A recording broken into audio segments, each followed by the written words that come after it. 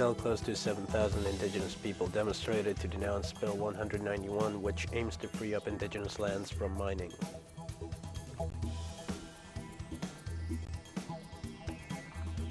The Speaker of the Russian Upper House, Konstantin Kosachev, revealed that more than $1.5 billion were allocated for the implementation of biological projects in Ukraine.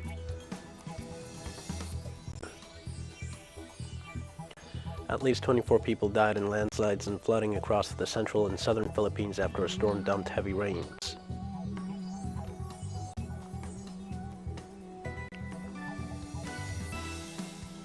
Hi, this is From the South. I am your news anchor, Dio Martin. From the TeleSUR studios in Havana, we begin with the news. In Brazil, close to 7,000 indigenous people demonstrated in the capital to denounce Bill 191, promoted by President Jair Bolsonaro, which aims to free up indigenous lands from mining. Protesters from native peoples marched through the streets of the city of Brasilia to reject the Bolsonaro government's initiative to free and expand mining. In this sense, the participants denounced that Bolsonaro is trying to expropriate ancestral lands for his financial benefits. The march culminated in the vicinity of the Ministry of Mines and Energy, where the indigenous movements carried out a symbolic act with bloody gold bars, while demanding that they do not accept more deaths, more deforestation, or contamination of rivers.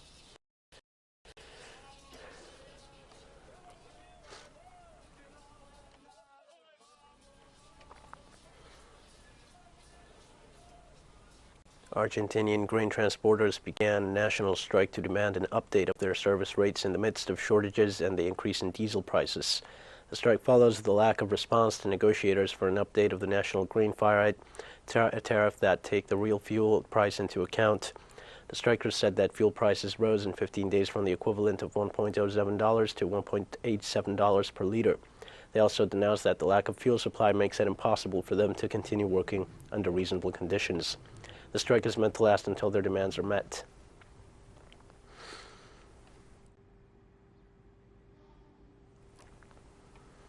Cubans and Friends of Cuba in the United States sent a shipment of 7,000 pounds of powdered milk to cancer hospitals in Havana and Holguin in the eastern part of the island and to senior citizens at the Salvation Army home. The donation was sponsored by the El Pan Foundation, Cubanacoa Global Health Partner, and the Michigan States Milk Producers Association, among others, and will be distributed by the Cuban Council of Churches. The donation was received at Jose Marti Airport in Havana by the president of the Cuban Council of Churches and the pastor of the Presbyterian Church, Joel Ortega, who declared that gestures like this show that a better world is possible. Let's take a listen.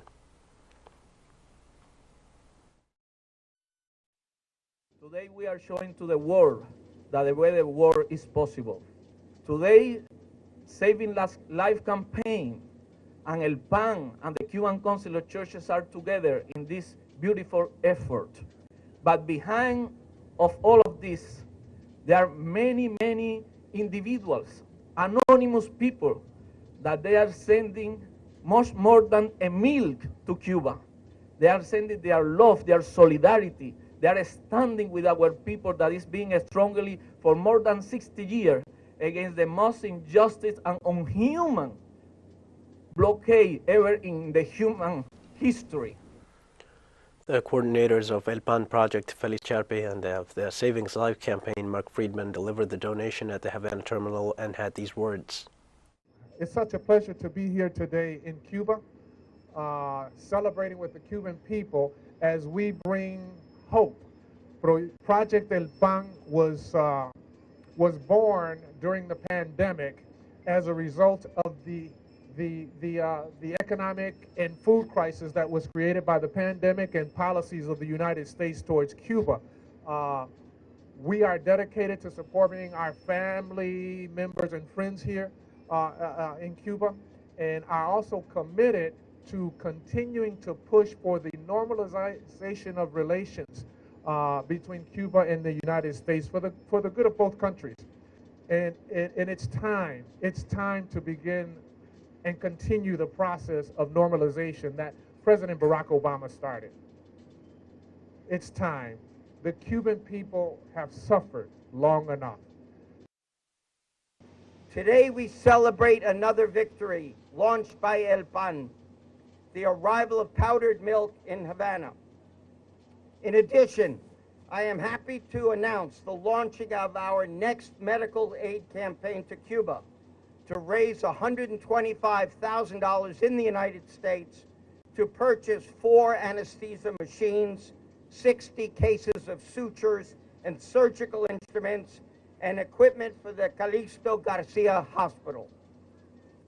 As Che said, hasta la victoria siempre, end the U.S. blockade of Cuba now. Let the people of Cuba live. The National Association of Court Clerks in Haiti announced an indefinite strike to demand better labor conditions for the sector's civil servants. The Clerks Association sent a letter to the Minister of Justice, Berto Dorce, in which they announced they would hold a rally starting April 12th to demand the government to meet the commitments signed on November 3rd, 2017 related to the creation of the Haitian Employees Union and a wage increase by the Ministry of Justice. The clerks also criticized what they called unwillingness by the government to meet workers' demands, despite multiple strikes in recent years which had paralyzed the judicial system.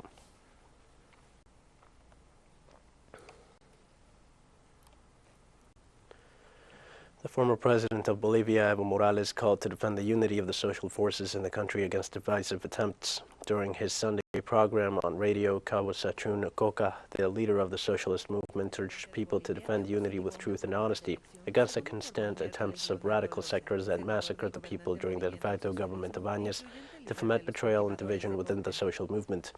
Morales also denounced the national and international campaign to discredit the zone of the Tropic of Cochabamba, as well as its leaders and social leaders. El informe mencionó que al exgobernante se le detectó COVID-19. We're going to take a short break now. Please join us again after this.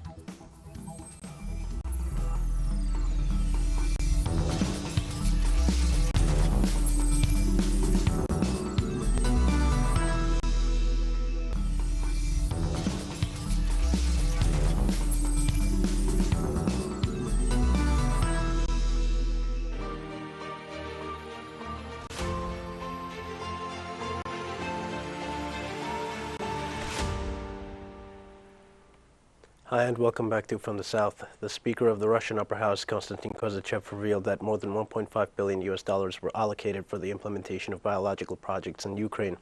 The legislator explained that Moscow obtained material revealing the development of components for biological weapons carried out in Ukrainian biolaboratories near the Russian territory under top-secret regime.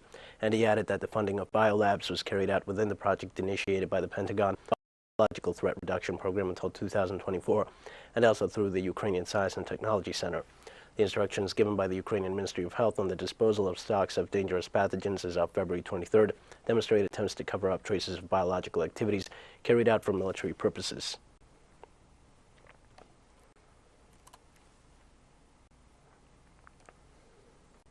And Russian Foreign Minister Sergei Lavrov assured on Monday that his country's authorities are in favor of negotiations with Ukraine. Lavrov pointed out that Kiev has changed its position on the negotiations to the point of rejecting what they themselves proposed at the last meetings. The foreign minister pointed out that the latest peace agreement proposals submitted by Kiev to Moscow are far from those submitted and agreed by both the delegations at the March 29th talks in Turkish city of Istanbul. Further stressing that the Russian special military operation in Ukraine is designed to put an end to the reckless expansion and reckless course towards total domination of the United States and the rest of the Western countries in the international arena. So we will be insisting. Russian Foreign Minister Sergei Lavrov said on Monday that part of the world is not ready to submit to the West's whims and that Moscow will not play a subordinate role. The reaction that followed shows that they are well aware that it is not only and not so much about Ukraine, but about the fact that the world is not willing to submit to any domination. And Russia, of course, with its history, with its traditions, is one of those countries that will never play a subordinate role. Lavrov also assured that his country had presented chronological information that reveals what really happened in the Ukrainian city of Bucha. I think the provocations are outrageous. Our army submitted chronological information and videos about Bucha. European Union foreign ministers were meeting to weigh the effectiveness of the bloc's response to the Russian special military operation in Ukraine. During the meeting, German Foreign Minister Annalena Baerbock said as she left the meeting with her European Union counterparts, the bloc aims to intensify its supply of arms to Ukraine. Germany broke with a foreign policy tradition after Russia's special military operation to supply arms to Ukraine, but faced criticism from Kiev for perceived hesitancy and slowness in providing material. European Union Foreign Policy Chief Josep Borrell, who chaired the meeting, blamed Russia for causing wheat production problems in Ukraine.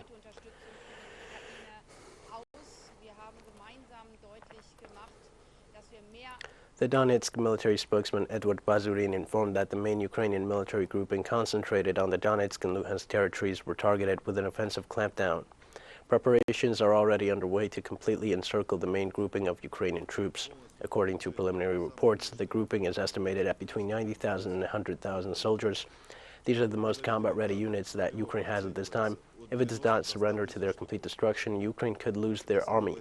The issue of demilitarization would be resolved, and the rest of the actions in the negotiation process that the Russian Federation engaged in can take place.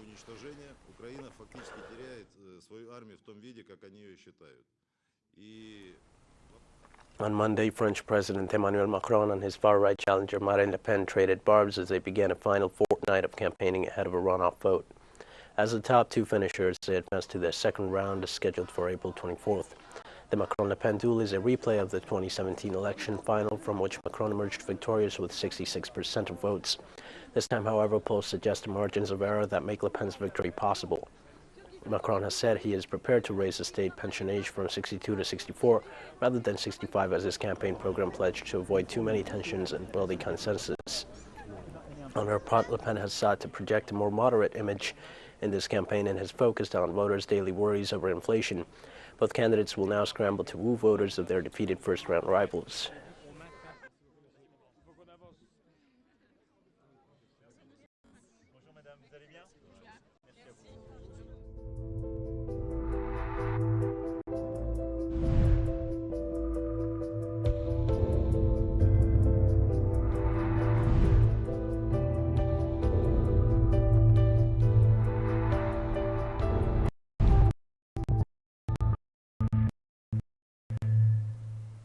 According to World Health Organization officials, 65% of the world's healthcare workers are vaccinated against COVID-19 and encourages to expand the immunizations campaign worldwide. Yes, what I was quoting was the data that we have from last week around the fraction of healthcare workers who are vaccinated. So that value is 65%, which is certainly a very, very strong position to be in, but we're really carrying the message forward that it needs to be 100%. I think the main message is that we have 10 wonderful products to finish the job.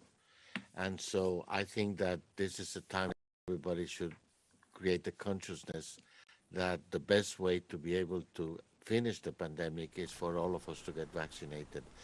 Shanghai eased restrictions in some of its neighborhoods on Monday following protests over strict anti-COVID-19 rules that led to the confinement of 25 people. Authorities announced that they will gradually begin to allow people in areas with lower levels of infection to leave their homes, although it was unclear how many will be allowed and when. China is pursuing a strict zero-COVID policy aimed at eliminating infection through strict containment, mass testing, and travel restrictions. Shanghai has been under some of the toughest measures since the virus emerged in the Chinese city of Wuhan in 2019, with strict confinement making it difficult to buy food and driving thousands of people into quarantine centers.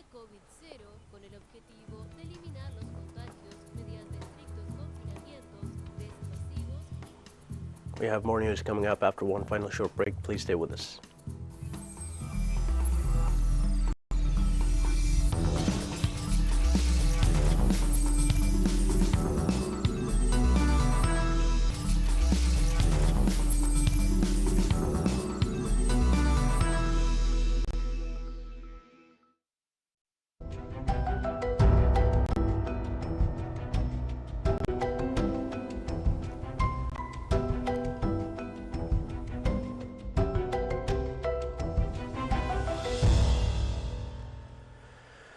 Hi and welcome back. At least 24 people died in landslides and flooding across the central and southern Philippines after a storm dumped heavy rains. More than 13,000 people fled to emergency shelters as the tropical storm Maggie pounded the region, according to the National Disaster Agency.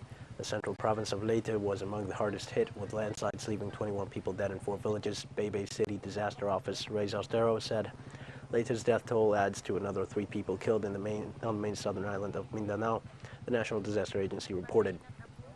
Philippine Coast Guard and police personnel rescued people from their homes in the flooded town of Abuyog, carrying residents onto orange stretchers laid on floating boats.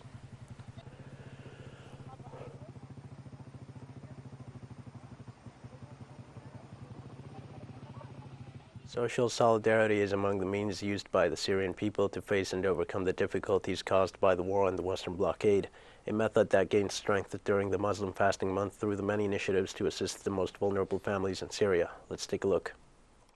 Zero Hunger is one of the many social assistance campaigns where dozens of young volunteers from the different ethnic and religious sects that make up Syrian society, in a true reflection of the national unity that characterizes the Syrian people, prepare meals every day of Ramadan and deliver them to the homes of less fortunate individuals and families in Damascus and other provinces of the country. The difficult situation we are going through implies that we are more united and that we help each other to overcome the difficulties caused by 11 years of war and blockade.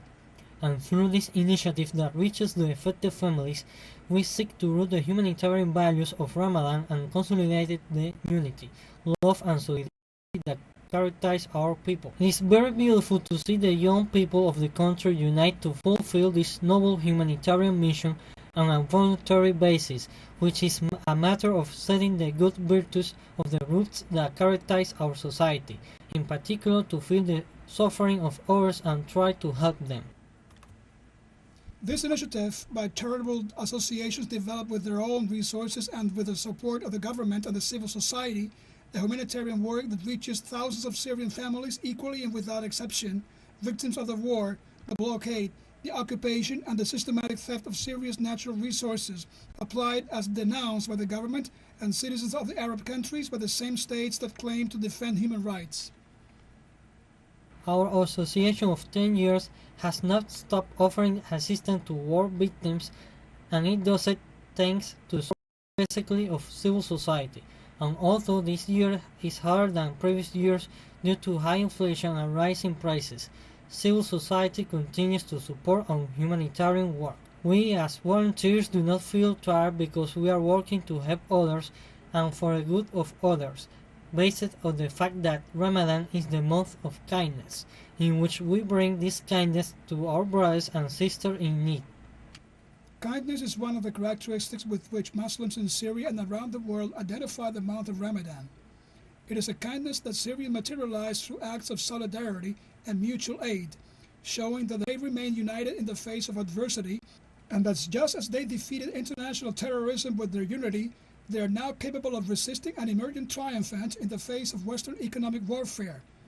Hisham Wannous, TeleSUR, Damascus, Syria. The corruption trial of South Africa's former President Jacob Zuma runs were postponed due to health issues. The trial was expected to resume on Monday in the southeastern city of Pietermaritzburg, but Zuma's attorney said his defendant wasn't able to attend on health grounds and then filed a request for a further postponement. His spokesman later said that the former president was admitted to hospital for medical tests. Zuma faces 16 counts of fraud, graft, and racketeering over the purchase of fighter jets, patrol boats, and equipment while he was vice president in the 1990s. Look, naturally we are disappointed that the trial couldn't resume today as we had planned so. But we accept the judgment and the well-reasoned judgment which states the law in terms of the appeals.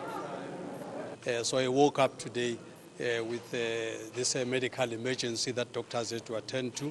And the latest development on that is that right now as we speak, he is in the hospital. They are running tests on him, but the doctor has issued a medical certificate that just confirms that his condition is such that he can be in court. Dozens of people died and many others abducted in a series of raids in Plateau State in central Nigeria. Gunmen on dozens of motorbikes attacked at least 4 remote villages in Kanam area. They also stole livestock and burnt down dozens of homes. It's the latest in a spate of attacks by armed gangs in northern parts of Africa's most populous nation. Police and the local officials confirmed the attack but did not specify the casualty figures. Residents say it is the worst violence they experienced in the area. They also are complaining that security forces who are stretched fighting an Islamist insurgency in the northeast took nearly 24 hours to arrive after the raids.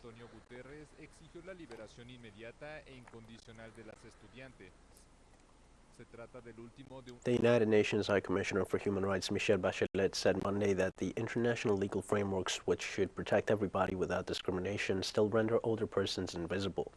The UN Human Rights Chief delivered her statement at the 12th Open-Ended Working Group on Aging for the purpose of strengthening the protection of the human rights of older persons. According to the High Commissioner, by 2050 there will be twice as many older people aged 65 as there are today, outnumbering young people aged 15 to 24. I presented my report on the normative standards and obligations on the human rights of older persons requested by Council Resolution 48/3 on ageism and age discrimination.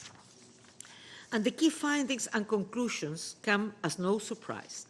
Firstly, the existing human rights framework for older persons is wholly inadequate, providing fragmented and inconsistent coverage of the human rights, both in law and in practice. Secondly, the engagement by international human rights mechanisms on the human rights of older persons have been far from systematic, coherent, or sustained. Finally, the distinct lack of a dedicated human rights instrument for older persons, as well as clear limitations of existing ones, is a continued reminder that we're not doing enough to effectively protect their human rights. We've come to the end of this news brief. Remember, you can find these and many other stories on our website at TeleSUR English. You can also join us on social media for all the latest news. We're on Facebook, Twitter, Instagram, and Telegram. For TeleSUR English, I am Leo Martin. Thank you for watching.